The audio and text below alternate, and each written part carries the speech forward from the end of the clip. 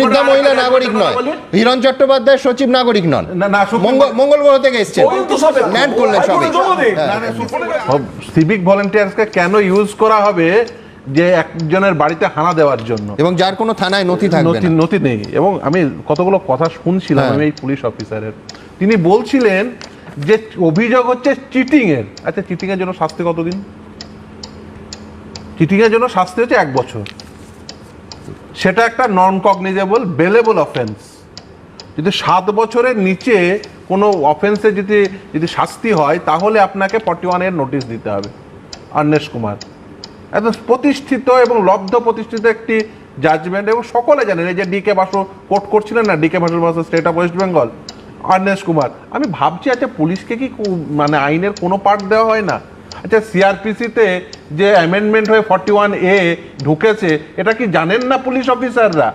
কখন without 41A notice ছাড়াও police officer যেতে পারে যদি এক্সট্রিম আর্জেন্সি সিচুয়েশন তৈরি হয়। কিন্তু সেই ধরনের এক্সট্রিম আর্জেন্সি সিচুয়েশন তৈরি হয়েছিল, এক্সপ্লেন করতে পারবেন? আমি বলছি, কলকাতা হাইকোর্টে গেছে তো, দেখবেন আপনি আবার শো করবেন এবং আবার এক কথা বলবেন যে পুলিশের মুখ পুড়লো। আপনি এই কথাটি আজকে সংরক্ষণ করে রাখুন এবং একই কথা বলুন।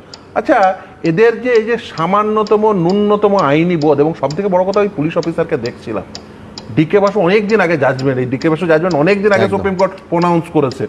এই যে পুলিশ অফিসার, তার পরিচয় কি, তার ডেজিগনেশন কি দেখা যাচ্ছে?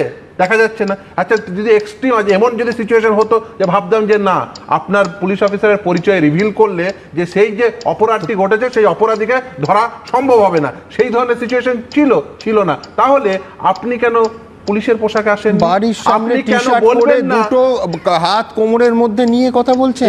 এবং এই যে অধ্যত্বপনা, আমি নিশ্চিতভাবেই তারা মামলা করেছে, নিশ্চিতভাবেই এই সমস্ত তথ্য তারা দেবেন, এবং আমি দৃঢ়ভাবে বিশ্বাস করি এই সমস্ত তথ্য দিলে পুলিশের নিশ্চিতভাবে অধিকার আছে, পুলিশ অফিসারের অধিকার আছে যে সে উইদাউট ওয়ারেন্ট সত্যি সত্যি কারোর বাড়িতে সিজার যেতে পারে, সার্চ করতে পারে, সিজার লিস্ট তৈরি করে তারা বো করবে।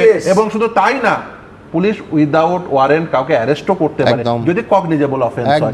কিন্তু আপনি একটা নন কগনিজেবল অফেন্সে, যেখানে 41 এর নোটিশ আপনাকে দেওয়া বাধ্যতামূলক, এই ধরনের একটি অফেন্সের ক্ষেত্রে আপনি রাত্রি মধ্যরাত্রে গিয়ে কারোর বাড়িতে গিয়ে হানা দিলেন, এবং আইনের যে সমস্ত নর্মসগুলো আছে supreme court time and again এই সমস্ত আইনগুলো বলেছে, আর আপনারা সেগুলোকে ভায়োলেট করে আপনারা মনে করবেন যে আমার অধিকার আছে, আমার পাওয়ার আছে, মানে আমি যা ইচ্ছা তাই করতে পারি। নাগরিক অধিকারও তার কিন্তু বিপরীত ক্রমে দাঁড়িয়ে থাকে।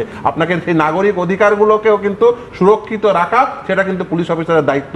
দুর্ভাগ্য হলেও সত্য, আমরা দেখছি যে নাগরিক অধিকারগুলোকে অগ্রাহ্য করে যে শুধুমাত্র এই যে পুলিশের যে পাওয়ারটা আছে সেটাকে আর্বিট্রারিলি এক্সারসাইজ করে পলিটিক্যাল উদ্দেশ্যে ব্যবহার করাচ্ছে। এটা কোনোভাবে বলছে যে রক্ষকই ভক্ষক, যেটা রক্ষা করার দায়িত্ব পুলিশের, পুলিশ নিজে ঠিক উল্টো কাজটা করছে। আমি এটাই সুদীপ্ত দাশগুপ্তর কাছে আসবো।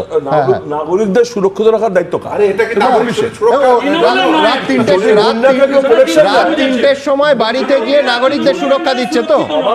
সংখ্যা হচ্ছে গুন্ডাদের যদি কেউ প্রোটেকশন দেয়, অ্যান্টি সোশ্যালের প্রোটেকশন দেয়, যে ভাই পুলিশ যা করছে সব ভুল করছে।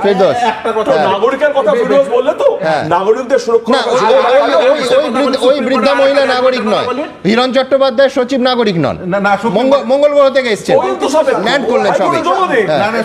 আরেকটা জাজমেন্টের কথা আপনাদের নিশ্চিতভাবে মনে করিয়ে দিতে চাইবো, এই যে ঘুমের অধিকার, নাগরিকদের ঘুমের অধিকার কিন্তু নাগরিকদের মৌলিক অধিকার। সুপ্রিম কোর্ট কিন্তু আপনাদের মনে থাকবে যে সেই বাবা রামদেবের সে ঘুমিয়েছিলেন, সেখানে পুলিশ গিয়ে হানা দেওয়ার ফলে সুপ্রিম কোর্ট কিন্তু এই প্রোনাউন্সমেন্ট করেছে। সত্য যে পুলিশ অফিসার গুলো নাগরিক অধিকারকে অগ্রাহ্য করে শুধুমাত্র